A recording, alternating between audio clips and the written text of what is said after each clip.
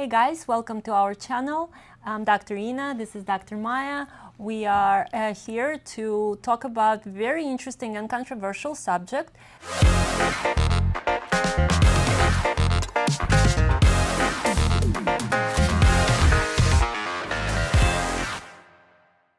Which is body language and how it actually behaves during shocking or trauma situation. Okay, so some people don't believe that body is actually remembering some painful moments in our lifetime, but I'm gonna talk from my personal experience that body does remember, and body does get those type of memories that never go away until you start working out using some sort of technique that involves not only the mind but the body. So from my personal experience, 5 years ago, I lost my son. I lost my son in a car accident.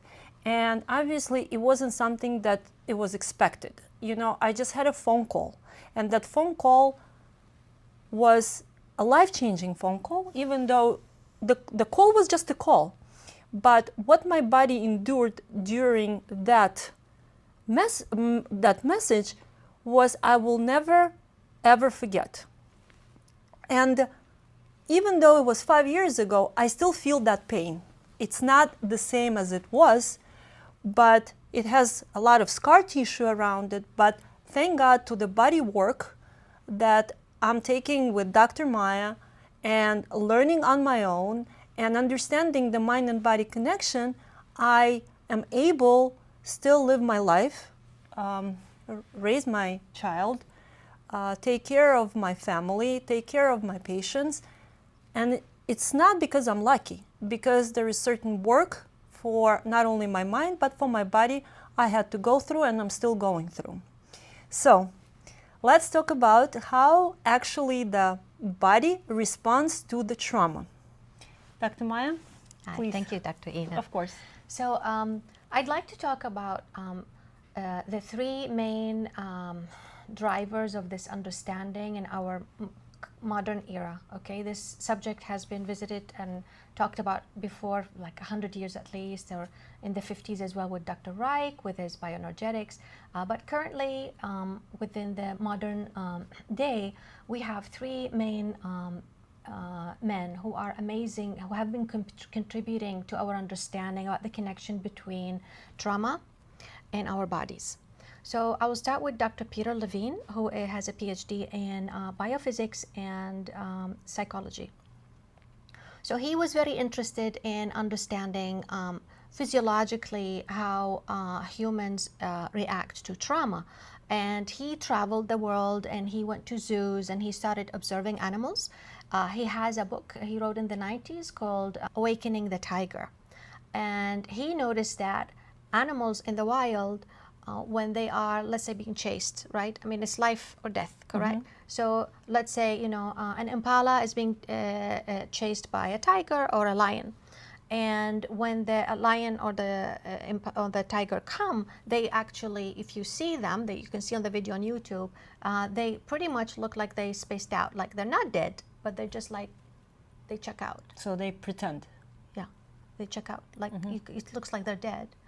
And for whatever reason, if the kill doesn't happen, something come and get the attention, or they find a moment and they run away, they run. And then they notice that when they're far enough in safety, they actually fall down and they start shaking. Mm-hmm.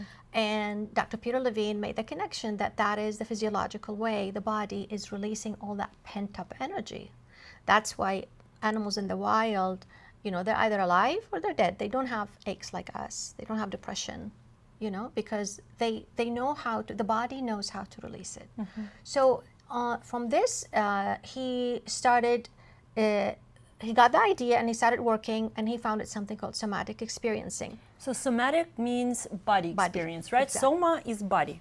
So if anybody doesn't know, somatic experience is the body experience. True. Thanks for that. Mm-hmm. So he developed this method, and he combines this understanding with therapy. So people would go and let's say they have a traumatic moment, a memory, and they have issues with it. In a very safe way, gentle way, they start like going through that memory, but not all at once. We don't want to overwhelm, like small piece by small piece, and interrupt it by seeing how does the body want to react. So for instance, like the story of the bullied kid I gave you, like a kid is being bullied, the older kids pin him to the wall and he can't do anything. Now normally, physiologically, the body wants to run away, but it's blocked. So he couldn't do it at that moment. So even 50 years later, that interrupted movement is still there. Yes. And it will manifest in different ways. And how is it still there? Because the cells body, remember. Yes, the body remembers. So a big rule for that we are cells, and cells have memory. So cells remember everything, and they never lie.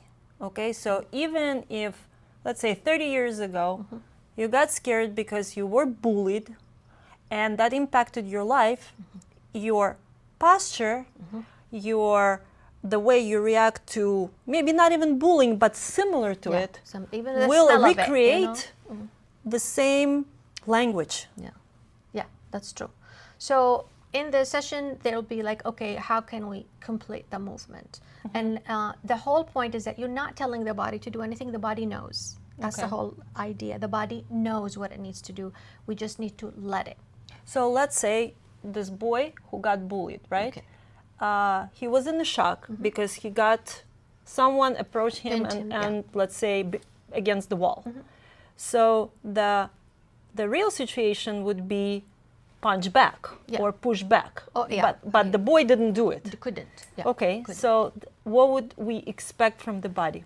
So the body will be well. There are two kind of ways the body in this day and like. The trauma will appear in the body, and either they are always anxious, and we'll call it on a flight, in a fight stance. They're very jumpy, too much adrenaline, too much very. And the other way will be the frozen state. That's the opposite, which will be like depressed, just have no motivation. There's even no tone in their body. Now, it could. So that's the frozen state might manifest as depression. Body aches and weaknesses. The flight one, which is stuck in there, could be high blood pressure, could be pains in the neck or the shoulders. So that frozenness will manifest in an illness. So in the session that you give to the patients, what kind of reaction would you expect? Punch back, scream back, or shake it off? Like, what would be the body language, suspected body language during the session? So that's the nice thing. As I told you, the body knows, right? We don't know. Each individual have their own personality, have their own way of dealing with life and other perceptions. We invite, like we will, for instance, I will ask that, now he's a man, right? Because it's, let's say 30 years later from the bullying. And as he remembers that moment, the focus will be, how do you feel in your body right now? Where do you feel tension? And let's say he said in my shoulder. I said, okay, now then allow your body to move the way it wants. You might need to make a sound. You might want to punch. You might want to just push. There's no way to guess because it depends on the person. But inevitably, there's always something they want to do, you know? Yes, and you would expect for the successful session to happen, you would expect that it's not just sitting down and talking about bullying, but it actually will be special body movements that I remember during our session. I was like shaking and moving my arms, moving my legs, crying. That's release. Some of the things that I couldn't do because maybe I was shy or not enough having freedom in myself to, like, let's say, scream out or say something that is been bottling down for many, many years. So is that the reaction would be a normal reaction? So that's why rapport is very important for you, for instance, in your case, to feel safe, in your own body, in your own, like most people don't feel safe expressing themselves, right? If you're used to subverting your emotions for 50 or 60 years or 30 or 20 or 15, it's a habit now. It's so hard to let yourself go. So that's why more than one session would be required. Okay. You know, we work with it. Another question. Let's say we go work out and we go punching, boxing, or Zumba, or sweat it off. Would you say it's helping the body the same way, or it's different? It is helping in some way, but there is no awareness. That's one. Two, you're the one willfully moving, right? Like when you go, you're making the decision to punch. You didn't let the body speak. So in a set of therapy, we know, like, it's a safe container, and we know what situation we're looking at. Then we invite the body to do the movement. So it's not the same. It's right. It's not the same. And from my experience, I definitely can tell that it's not the same as going and to the gym and just sweat it off or punch the bag because of so much anger accumulated. The difference between what I'm saying from my personal experience, that we have a focusing question, and that focusing question is important to get through you and wait how the body will react. So we're not just punching the bag because we're full of anger or stress. I'm actually moving the body because the focusing question was about a certain event in my life, or maybe a certain thing that I thought it was irrelevant, but you made it like the way you were leading me through the process, that you actually made me to concentrate on that special event. Yeah. That I thought maybe it's not even the reason. Yeah.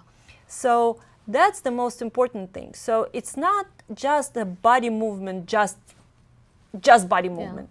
It's not just body movement. It's based on a specific focusing question or situation, and then you wait for the body to start moving. Not because there is a bag and a punch and you have to just do it without thinking about it. Because why is somebody angry, right? There's always a root cause, right? Some people have temper, some people have problems with their interpersonal relationships. Oh, I always say things I don't mean. I always get angry. I'm impatient. I'm this, I'm that. These are all coping mechanisms that developed because of events in the past. So events in the past, and I really like how you did it. You're the second doctor that I had an experience with. The first one I had with a Russian-speaking psychologist. It wasn't a hypnosis, but it was also a timeline of the events that he caught in what period of my life, and it was like around maybe 2 weeks old when I was, that something happened that I don't even remember. But the way he was leading me through questions and through my life, I started answering without preparing for it. Yeah. So, and you were the second doctor that actually did it with me, and you helped me so much. And I'll give you an example. Like in my life, I grew up in the Soviet Union, so the Soviet system was don't speak too much. And I was a very talkative child. So I heard a lot in my life like, Ina, shut your mouth. Don't talk too much. Nobody asks your opinion. Shut up. You know, it's not your place. So I learned how to freeze myself in a way not to hear those offensive phrases like shut up or it's not your place. Yeah. And so when I grew up, all of a sudden I started developing, cough and I wasn't sure why is it happening. Is it from allergy? Is it from me being sick? And I realized, and my cough started subsiding when we worked. And you said, this is just your body is talking, is talking. It wants to say something. Because if you cough, nobody will tell you stop coughing, right? People have respect for coughing. But when you just talking, people don't have a boundary they can easily say, shut up. Shut up, yeah. So that was actually very good how you did it and how you caught it. And it's amazing, but my cough I would say 70% subsided. Yes, it requires a lot more work and digging, but at least I'm not waking up in the morning and the first thing that I do, I'm coughing. That's I'm not wonderful. coughing anymore. So that's a good thing, and I wanted to share that with our viewers because that's important. I'm sure you guys have some type of unexplainable symptoms, such as maybe headaches, or, you know, I have a friend who is getting red a lot. Like, Yeah. that's her reaction, Yeah. you know, when there is something that she's not feeling comfortable, her She body becomes gets red. Yeah. And she goes like, oh, it's normal, but it's actually the body is talking back. Yeah, the body's showing something is stuck in me. You need to help me get rid of it. You know, it's always something that happened before. You Yes. know? It's always something happened And before. it's always we're going, not always, I wouldn't want to say that word, but frequently we go back to our childhood, Yeah, right? yeah. And frequently we're going back to certain memories Yeah. that maybe we didn't even think of. Yeah. And during that session, you can. Yeah.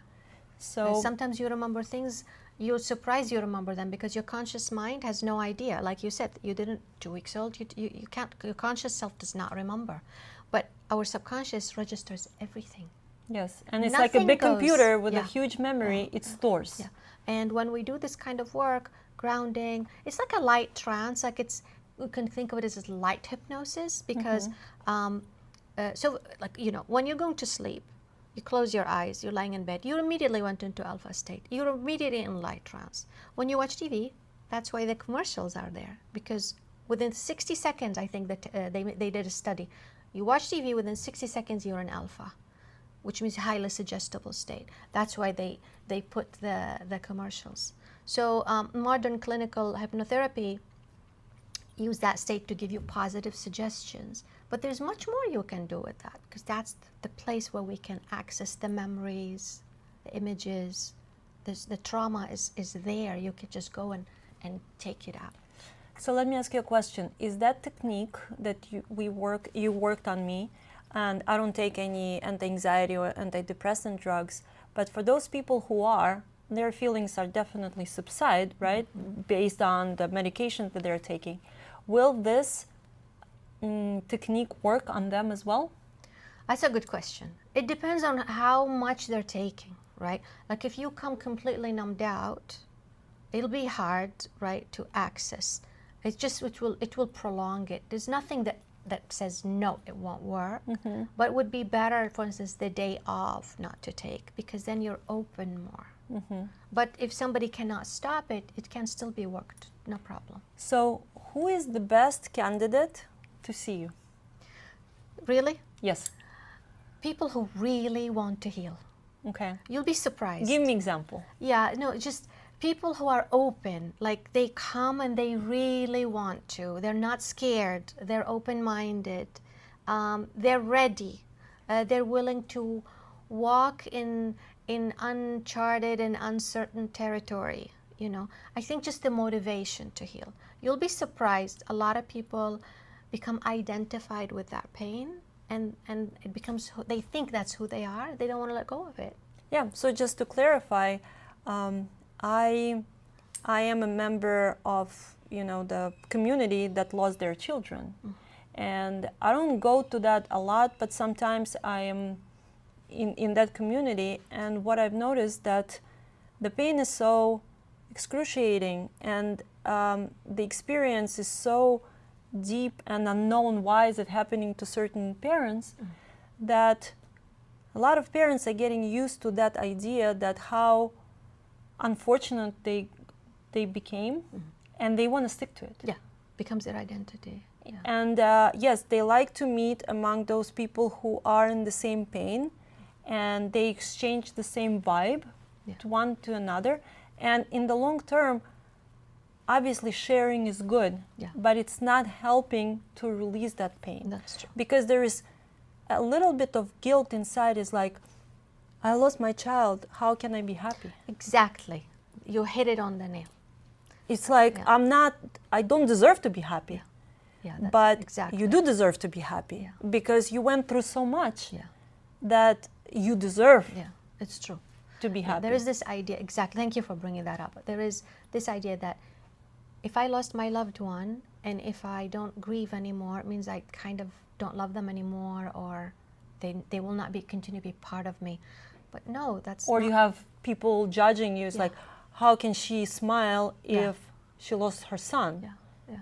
But the truth is, you can keep the love and go on with life, because that's, you're alive, and your job is to continue to live and have that love in you, but without the grief, without it hindering you from living your life. So we are allowed to be sad. Yes. We are allowed to We're grieve. human, yeah. We are allowed to cry. It's nothing bad with how we say in our society negative emotions. But the negative emotions cannot overwhelm us to the point where we become prisoners of those emotions. It cannot define us, right? Right. So this technique, and I'm talking from my personal experience, that truly made a big transformation in my understanding and feeling and confidence as well. Because if you unfreeze me, then it means that my behavior and the way I create frequency in my body will attract different people as well. Yeah, absolutely. More happy, more successful, more outgoing. One of the things that this is really not witnessed, and when you grow up as a child, the world you grow up with is how would I say, this is how life is. Okay? Yes. Become an unseen framework for your life. So when you grow up, you will always, of course, if you're not conscious about it, you will always create the same life you had as a child. It will look maybe a little bit different, but it's the same life. So let's say somebody grew up not allowed to speak in the house, or just deprived of life. That person will create a life with husbands or spouses or life generally, where that's exactly their experience. And they don't know why they are in a situation where they are deprived of life again. And they end that. And they feel comfortable. They feel comfortable because that's how life is. This is the foundation they built in their subconscious, that this is how life is. So that's why this work is so important, to see what foundations in your subconscious are you building your life upon. You know, I saw it in myself, and I see it in people who come. And I don't want to tell them, because you know what's the key? They need to see it. I'm a navigator, right? I'm just like, okay, look there, look there. And the aha moment comes. They'll be like, huh. But the beauty, what I've noticed, and I want to compliment you on that, because you're a doctor, because you know the physiology and the anatomy, and it was so fast, because of your education, it was so fast for you to nail where we need to go. Yeah. So it wasn't weeks or months, or it was like right on the first session. Yeah. So guys, I truly encourage you not to live with your pain, not to live with your traumas, to become a navigator of your own destiny. And there are people who wish you well. There are people who want to work with you, who want to support you in your journey without medications, without dependencies on, and I'm not saying that there is no place for it, but for those who have a chance to be without dependent on the medications, I will strongly recommend to try it, to give it a chance, because your body has a huge reserve of energy and power and God's will in you. And don't suppress it. Don't think that the neighbors or your family members will judge you. Nobody will judge you at the end of the day. When they see a happier you or a more successful you, people will start supporting. It's just we are brought up in that type of situation where people are more naysayers than actually supporters. Yeah. So I want to say thank you for joining this channel and sharing experience. And whoever is interested, and if you would like to have a live session with Dr. Maya, please, we give one love complimentary to. session. Yeah, we do. So you don't even have to pay for it. The first time, just for you to experience how it actually feels and what you're going to go through and how is she in person. So you have nothing else to lose, just the big wish for you to change your life and change as soon as possible, because life is very short. I At know, the end of it's the a day, gift, right? it's a gift, and we have to use it wisely, and we have to appreciate that. And if you are watching us now, it's also, there is no coincidence. No. That means that the universe wanted you to see us in person and to listen. Hopefully you listen till the end, that it is a place for you to be here with us. So we're waiting for you. We're waiting for the questions. Yes. We're waiting for all the questions that you want to say. Even if it's a bad question, we still love those questions, because those questions also help us to improve on certain things and communicate better. So thank you very much. We'll see you soon.